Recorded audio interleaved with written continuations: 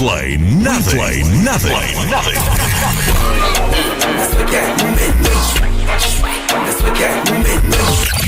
But power hits. Now you they make me go low. Now your body make me say make up. You know my head like a bandana. Banana. I be your sweet Mr. Banana. 91.3 FM. Today's hottest hits with power.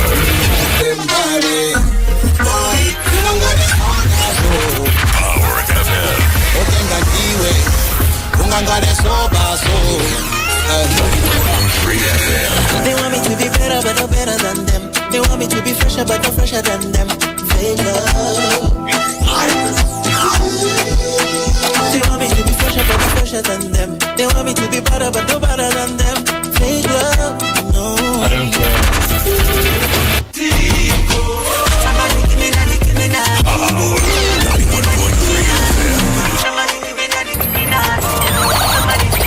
Voice of the People is a dynamic and interactive radio phoning show that gives listeners a platform to voice their opinions on current affairs, social issues, and community concerns.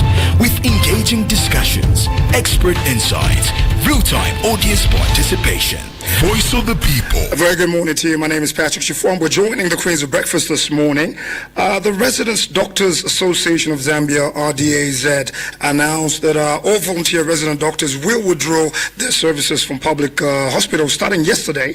This action responds to ongoing issues of unpaid medical labor, with over 50% of public hospitals relying on unemployed resident doctors to provide essential services without compensation.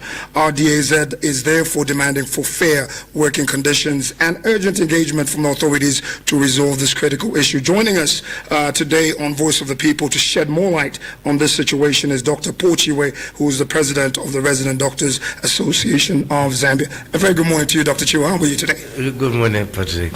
I'm fine, thank you. How are you? First things first, tell us exactly, what does the Resident Doctors Association of Zambia do? Well, we're the voice of the resident doctors, and these are specialized doctors all the way down to medical students.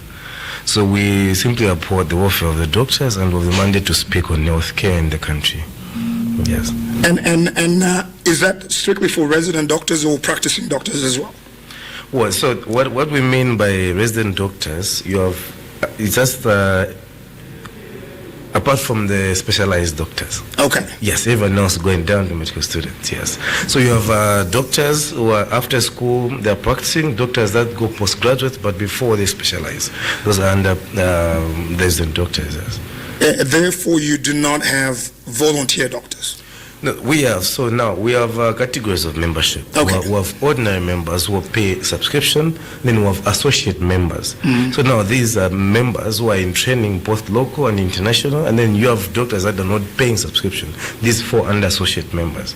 And then we have ordinary membership. So we have three categories of membership. So unemployed doctors are our members as well. Okay. By associate, yes. Maybe let's just get into the gist of the matter. Yes.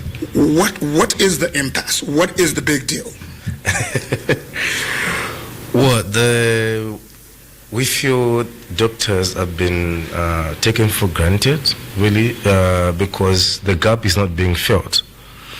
When you talk of stats, we say the ratio now is one doctor to 12,000 patients, and that's below what's expected under WHO, which is one doctor to 5,000 patients.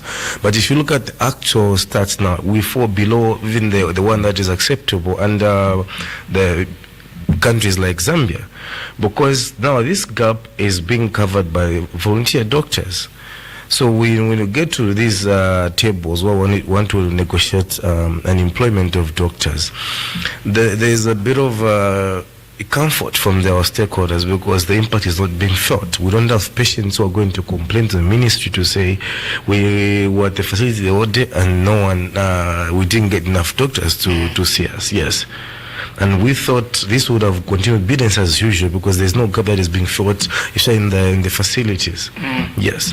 But just listening to some of the recent pronouncements by the authorities, in particular the minister, you would think that the recruitment of more doctors was planned for, was budgeted for. What seems to be the issue there? Well, you see, if we have enough doctors in these facilities, then why are doctors being threatened to go back? Right now, when you go on Facebook, you find that people now coming up. The recent nurse who got employed because she volunteered for 4 years is on record testifying how volunteering is a good thing. So we have now this part of senior management officers calling doctors to come back, saying if you don't come back, you never come back to facilities. If you don't report today, you won't sign your logbooks. And most of these doctors, apart from the passion to champion healthcare, they started this free internship to just get a full registration. So you move with your logbook, where you document what you do, procedures and whatnot, hoping at the end of the day they sign you out and you get a full registration and go wherever you want to go, be it outside the country or just a private sector. So now, if you are told if you don't come back, we won't sign your logbook, and you've worked for 9 months, how is that going to help? And we mentioned to say, if you think we have enough doctors in the first, then let us go, and we'll go. Then why are they threatening people to go back if we have enough doctors in these facilities? Yeah. The health minister did put out a statement saying that, and he did remind that the health workers that are volunteering, it's not a mandatory pathway to employment. What's your take on that? And I've been on record saying, as an association, we don't support that criteria. It's not a criteria. And we're not calling for these doctors to be paid for what they've worked for under voluntary basis. No. We're saying we're tired of volunteering with no roadmap. It's like we're giving services for free indefinitely. Like, we want to have a clear roadmap on when these doctors are going to be employed and number of doctors being employed. Because some of these guys, we have doctors who've been volunteering for 4 years.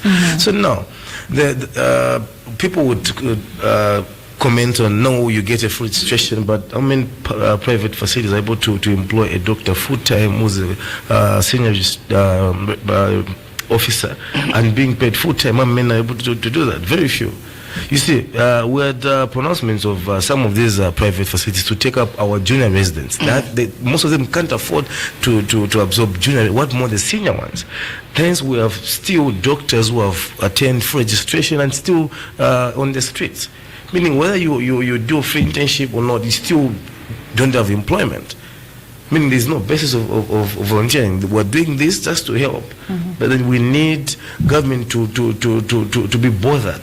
We don't want them to feel this is the normal now. And that's why we're stepping out and saying we're pulling out. It is a choice, yes, and that's why I want to be, let them allow our doctors to pull out by choice as well. But now, we came by choice, yet there's a lot of resistance.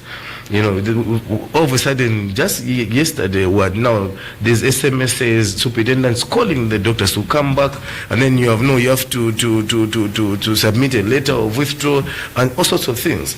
And then there's if you follow the statement from minister, now he's saying government is going to prioritize volunteers. On the other hand, he's saying you can leave.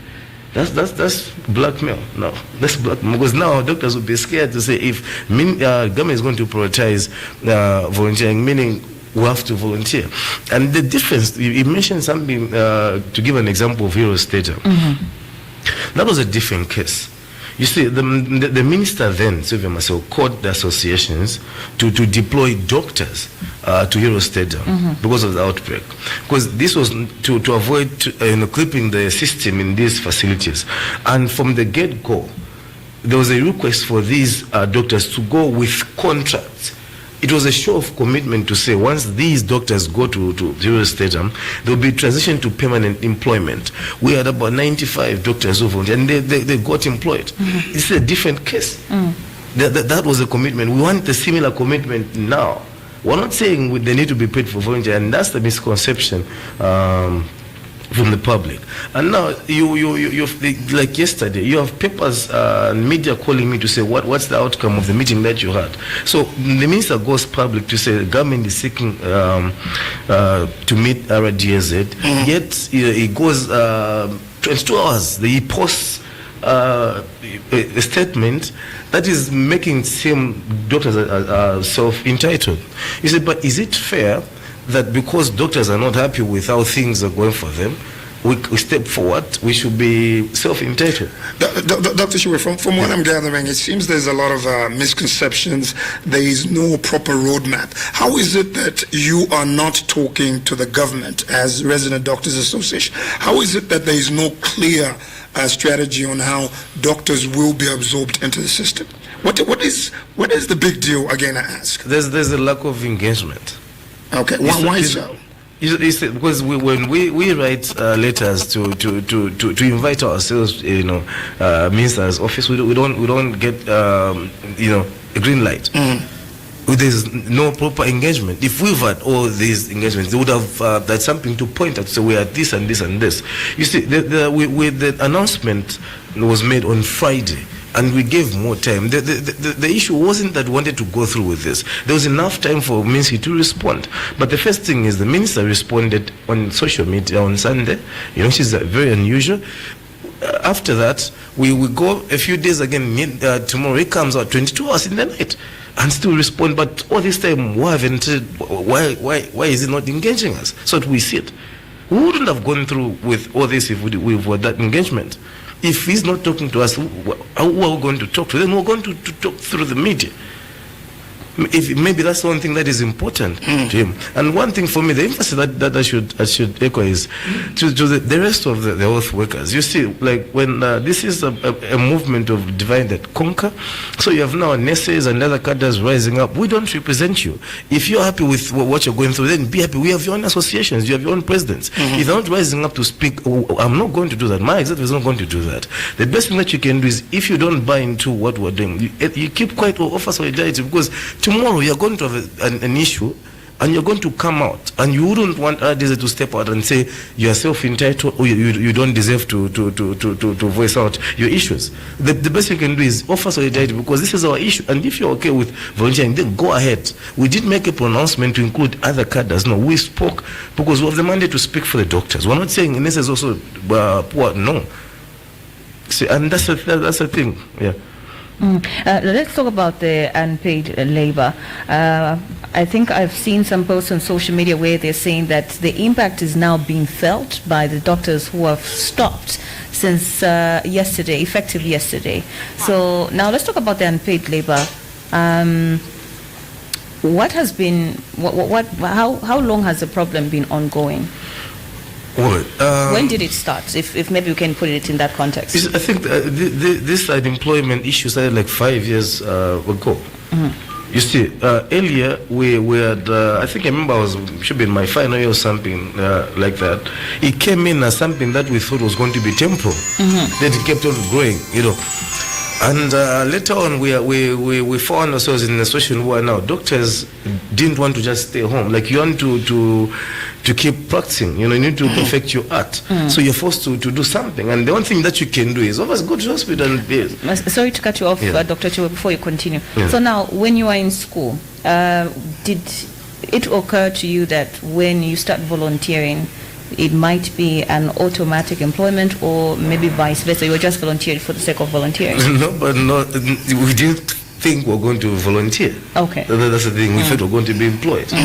You see, and even the first court that this issue with, they thought, you know what? While I'm waiting for employment, let me volunteer. Then you find yourself 2 years, 3 years, 4 years, and what do you do now? Say something. Because no one would want to go to school. It's 7 years we're talking about. And now it's either you're on loan with government or you're paying your own fees. So you have your parents paying fees for 7 years. You graduate, you go back home, and then you're asking for transport to go to report for work. You see, and you have to get lunch. And remember, we're not like every other car, they go 8 and they knock off at 12. We work 24-hour shifts. So meaning you have to provide lunch and supper for yourselves. Look at the risk now. There's the infectious risk. So if you get sick, who's going to pay your medical bills? It's the parents, because you're not on a scheme, you're not on payroll. So look at the medical legal issues. So if you are sued in your personal capacity, you have doctors who are in court harassment that they're defending themselves. You have to pay your own lawyer. How is that okay if you're not even on payroll? It's a lot. So to risk, and why you want to do that indefinitely, like that's not acceptable. Okay, let's go back to the question. When did it start? The unpaid labor per se for doctors? We have doctors who've been doing this for over 4 years. Okay. It's about 2021. That's when the association was made? No. We've been in existence for long years. But before that, this issue was not. You see, a long time ago, we didn't have a lot of medical schools. So you are doctors, before you even finish your exams, a vehicle was waiting for you outside to be taken to a facility. Government approved medical schools. We now have like about 9 medical schools. So meaning the production is different from that what it used to be. So a long time ago, if you followed, the others would speak more on setting allowances and just focus on condition of service. But now the unemployment issue came in with a lot of schools now coming on board, and now we have more production. And this is the problem. Isn't that we have too many doctors? No, we have too many doctors on the streets and not too many doctors in the facilities. All these doctors, right now we have over 1,500 doctors. These doctors can man these facilities, and government can afford doing that, because, come on, we have other examples where we can cite to say the government can afford doing this, meaning government can afford employing doctors. Dr. Chibu, which brings me to my question. Are you consulted on an annual basis? You say there's doctors that have been volunteering for 4 years. When government is recruiting health personnel on a yearly basis in the last 3 years, are you consulted or informed about the number of doctors that will be absorbed year in, year out? So or are you aware of the numbers? Yes. So the norm is when there's a pronouncement from PSMD of number of health workers to be employed, associations are called on the table, right, to discuss the numbers, how you're going to break down. But these numbers are supposed to be within a treasury allocation. Right. Yes. From here, you're supposed to submit numbers. You agree to say nurses, you get this, doctors, you get this, and you submit those names. Apart from that, for us doctors, we like being part of how doctors are going to be employed. So we're going to go back to unemployed doctors, ask them what criteria do you want to be used for you to be employed, and we're going to submit that criteria. After that, then we're going to watch, because there are certain committees where we can't sit, because we're not technocrats. Some committees, you have to be part of the system for you to sit on those committees. So we're going to sit back and watch now. We have DHD specialists who will now take over the works. Later on, we have to look at now the final list, and see where we see issues, then we'll come out. So from the time I think I joined the association, I was treasurer, I was planner, treasurer, and now president. We've had previous minister Masewu. We had 2 recruitments that had no issues. The current minister came in, which is the past recruitment. We sat on the committee, and we proposed a number which is 400 something, right? And the criteria was we follow the database. This database, the rationale was, and this didn't come from the association, it came from the employed doctors. The rationale was, we're going to let people who've applied before to be employed. That means you didn't have to call for new applications, because that was going to broaden the pool of applicants, right? Yes, and this was acceptable. It was easy things to do.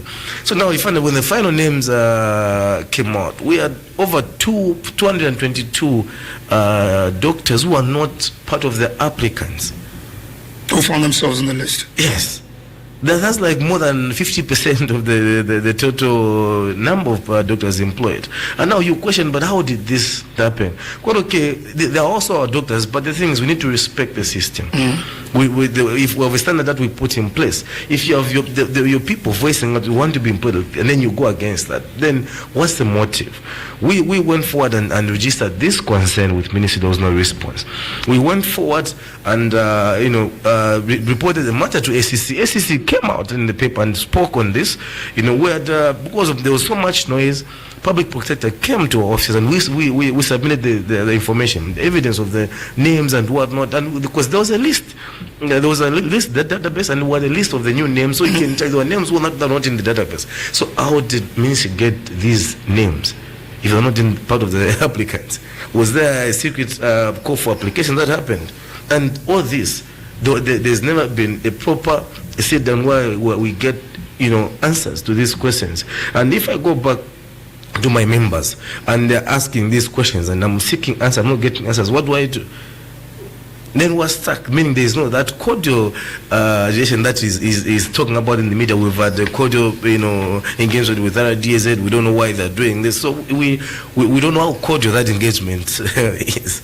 This is Voice of the People. This morning we're talking to RDAZ, that is the Resident Doctors Association of Zambia, who are demanding for fair working conditions and urgent engagement from the authorities to resolve this critical issue. Our guest this morning is Dr. Pochi. If you do want to join us this morning, 0955-997-997 or 0979-192-485. Now, Dr. Chibwe, you did mention that actually the minister, Dr. Elijah Mchima, did put out a statement saying that he wanted to have a dialogue with you. Did you have it? No. Otherwise, I wouldn't be here. Right? I would have been in a meeting. Mm-hmm. No. Nobody from the ministry has reached out to you? No. Maybe they're yet to, but the thing is, it's on the out there. It doesn't speak to the agenda, because if there's an anticipated dialogue, then why is it still going public and still oppose the movement? Why do we have oppositions from the system, the people that are put in place in these facilities? This is contrary to what would term as a dialogue. Because there would have been proper engagement to say, okay, let's hold on to whatever mechanism that we're using. They pause their media, we pause our media, and then sit down and then come out later on with answers. But there's a resistance on the other hand, and we'll continue as well. Okay. What short-term impact do you think this withdrawal is going to have on patients as well as healthcare facilities? Well, for the rest of our members who are employed, there's definitely there's burnout. We have there's a bit of hierarchy now with separation. So you have primary, you see the junior residents.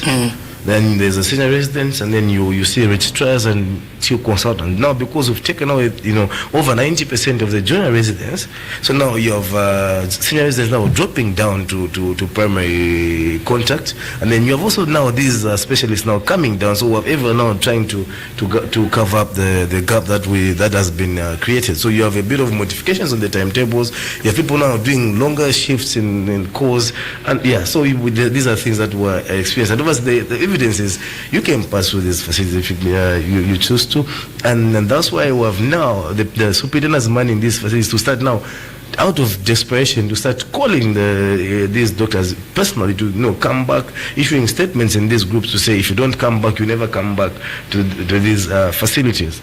Otherwise, if it was nothing, they would have continued business as usual. We wouldn't have gotten the reason that we're getting now.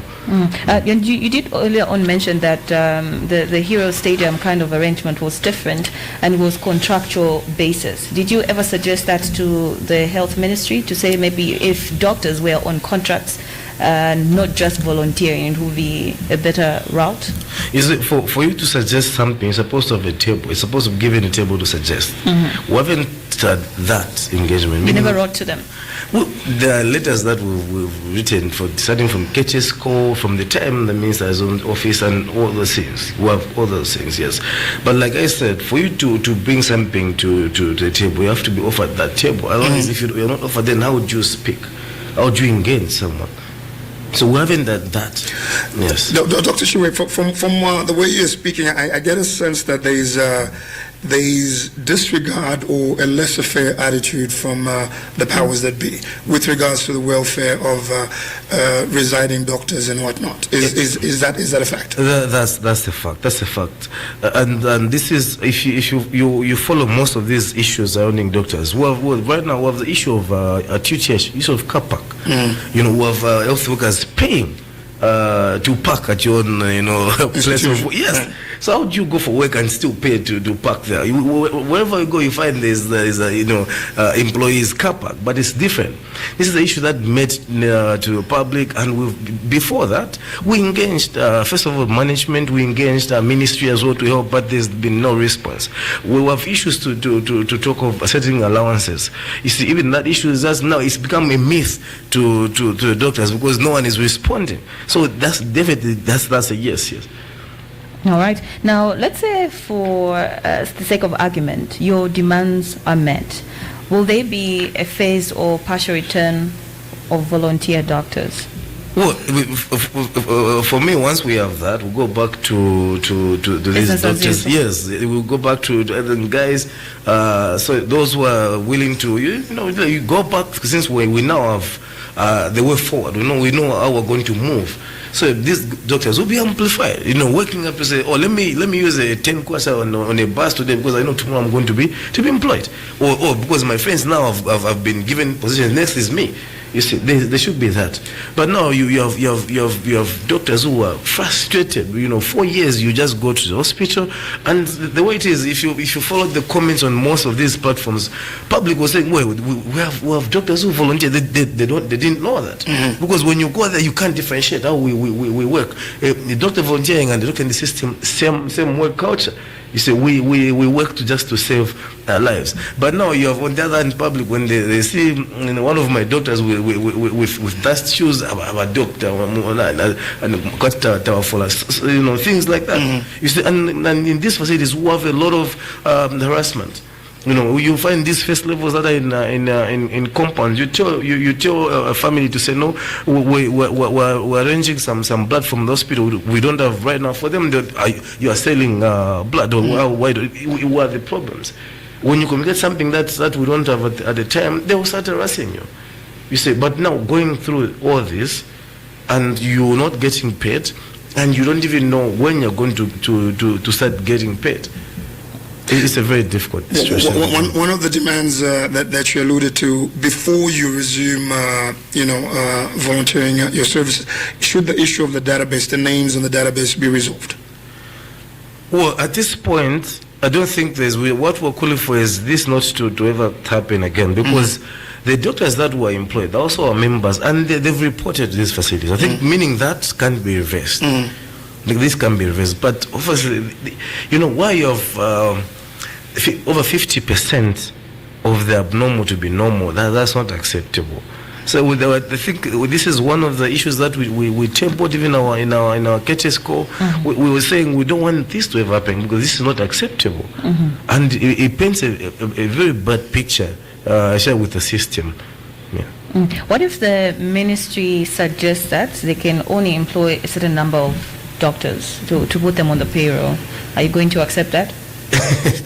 It depends on the number. It depends on the number. You see, there should be employment is not supposed to be based on how much you feel can be allocated. It's supposed to be an assessment. You do a ground assessment in these facilities so that you employ according to the need. So that if you look at the need and the allocation, they are parallel. We want the government to do the need assessment and employ according to the need, and then we'll be happy. But if you read the last night's post from the minister, he said they're employing 2,000 health workers. Yes. You see, 2,000. Like, this is for everyone. So, I mean, in this you have nurses, you have clinic officers, you have drivers, you have porters, you have everyone. This number, and if you follow over 11,000, we get a 400 as doctors. Meaning from this 2,000, we'll get a 95 or 85. You see, that 85 is a deficit for a place. I don't remember a general hospital, or just a department at UTH. it's not even close to the deficit that we were supposed to cover countrywide. So it will depend on the number that they propose. Who does the needs assessment? Again, are you consulted when there's a needs assessment being done? No, there's a system. I think we happened to yeah. I think last year we started one of the reports.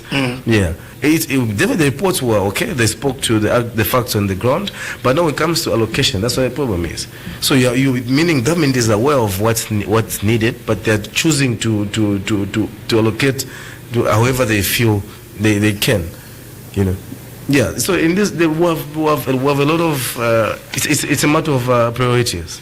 Yes. How many doctors do you think are volunteering according to your estimate? And how many do you think are unemployed currently? Well, so the unemployed doctors, so this year we've had new graduations as well. So we've had, like, I think we're supposed to have over 1,500 unemployed doctors.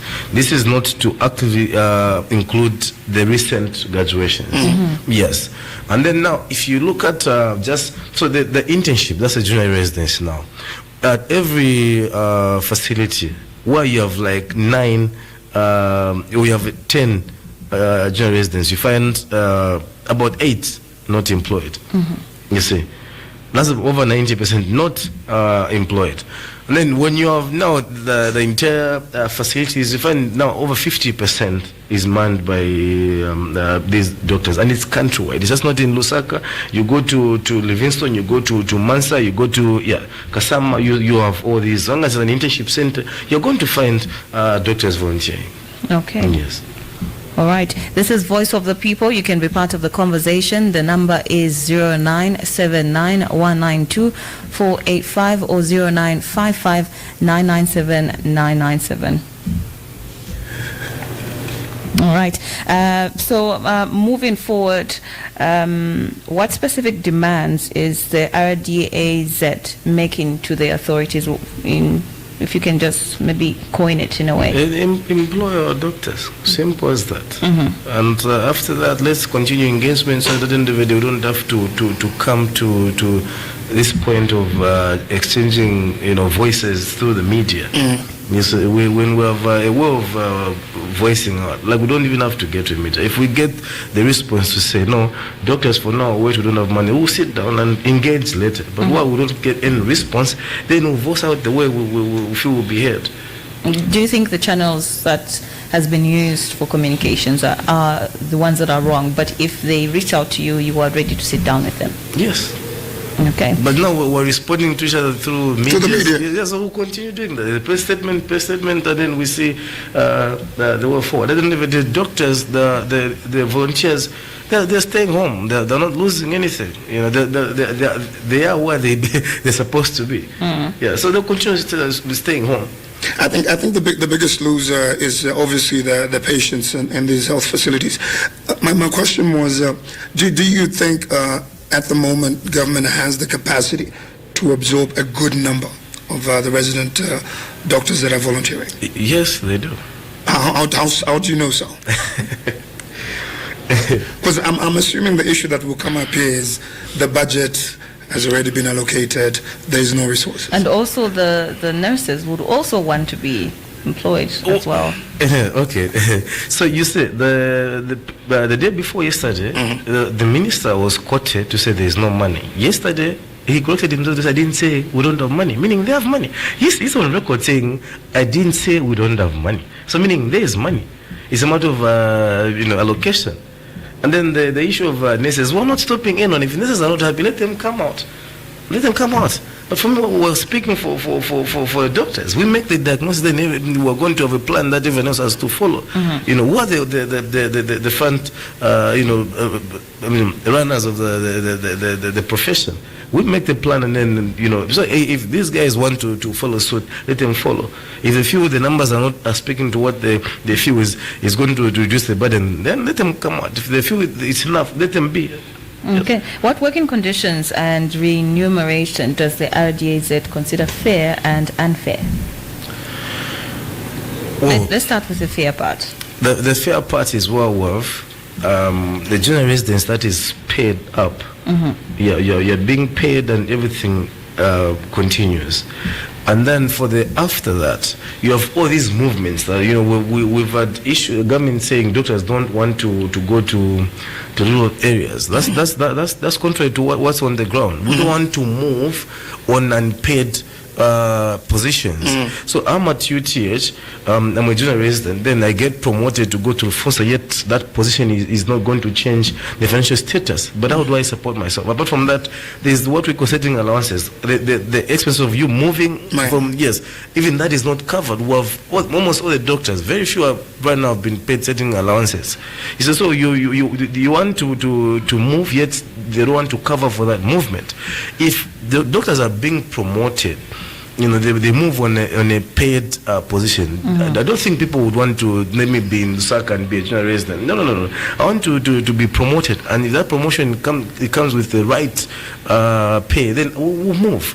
And if it covers everything else that's supposed to be covered, because we have documents to speak to these issues. It's not like doctors will just wake up one day and say, no, we are entitled to setting allowances. No, we have documents to speak to this. So we are just asking to be given what we deserve.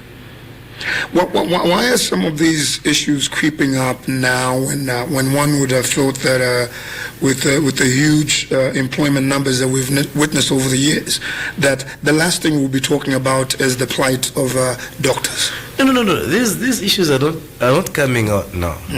You see, there was you remember Dr. Brian Chota?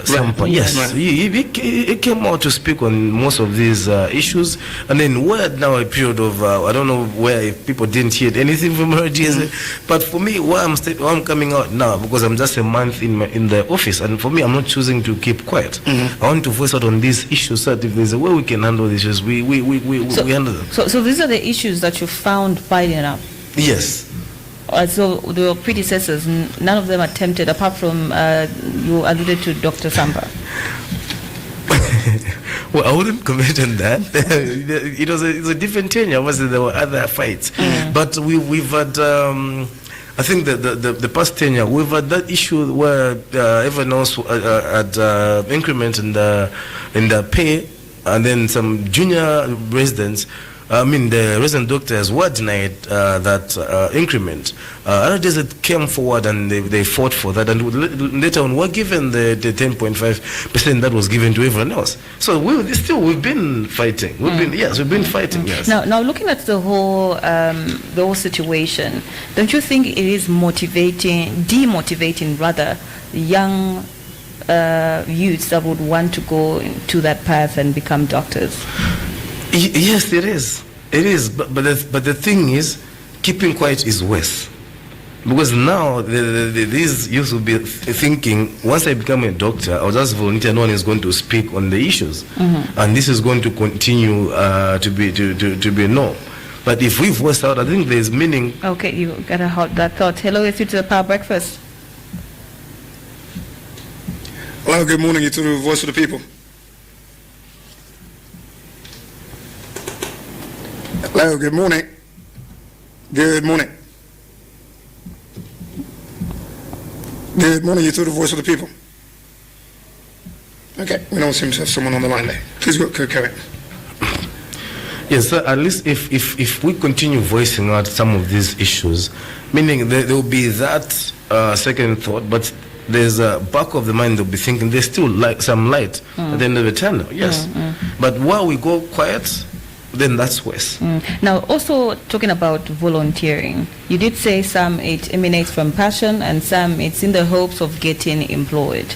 Again, what is the way forward with volunteering? Do you think it needs to stop, or do you think it needs to be keep ongoing as a way of maybe medical practitioners gaining experience as well in that form? Yeah, so I never said some of them it's with the hopes of getting employed. Because as an association, we've been very categorical on the issue of volunteering. That's not a criteria for employment. Meaning our doctors know that. So we have a good number doing this because they want to get through internship So they're now of full registration, and they can apply for employment in Botswana, in Namibia, or they can just choose to go in NGOs and whatnot. Because minus full registration, straight from school, you are limited. You're confined to move to a system where you do provisional registration and licensing, and then after that, then you get full registration. Hello, you're through to the Power Breakfast. Good morning. Okay, we might have a technical challenge there. You might continue with your... Yes, so most of them are doing because they want to progress, so they can have that full registration and seek opportunities outside the system. And then you have a few doctors that don't want to just sit at home. They want to forget the arts. They want to sharpen their arts, so they continue going to these facilities. Then others, you have, of course, they want to just help out and champion the primary health care that and the universal health coverage that the ministry is trying to champion as well. So I don't think we've never the criteria that spoke to a doctor volunteering and getting priority. No. We've never. If there is that, meaning it's other cadres in the health sector. But for doctors, that has never been a criteria for employment. Dr. Chiwe, as we wind up, what happens next if the authorities at the Ministry of Health and others don't respond to you within a certain timeline? What actions is RDAZ looking at taking? Well, let me go on record to say, even this mechanism didn't come as RDZ imposing this on unemployed doctors. No, this came as an outburst from the unemployed doctors. They were exploring other ventures, other ways of voicing our issues. And as leadership, we guided to say, let's do this because this is within not doing any harm to anyone. We're just going back to where we're supposed to be. Right. So at this point, I'll continue going to hospital seeing patients because I'm in the system. I'll tell my unemployed doctors to continue being home, and then we'll regroup to say then what's next, and then we'll decide the way forward. Yeah. When are you looking at that time when you would decide? Oh, I think we should have, because there's the anticipated meeting that is not going on, and the last night's post spoke contrary to what we're expecting, and this is a call for another meeting with within ourselves, and now try to speak over what's happening and to seek the way forward of how we're going to move. Dr. Chiwe, it's been a pleasure having you in the studio. We certainly do hope that this issue is resolved promptly. Thank you for the invitation. In case you're just joining us, we've been speaking to the Resident Doctors Association of Zambia President Dr. Paul Chiwe, who recently announced to the association that all volunteer resident doctors will withdraw their services from public hospitals starting yesterday. This action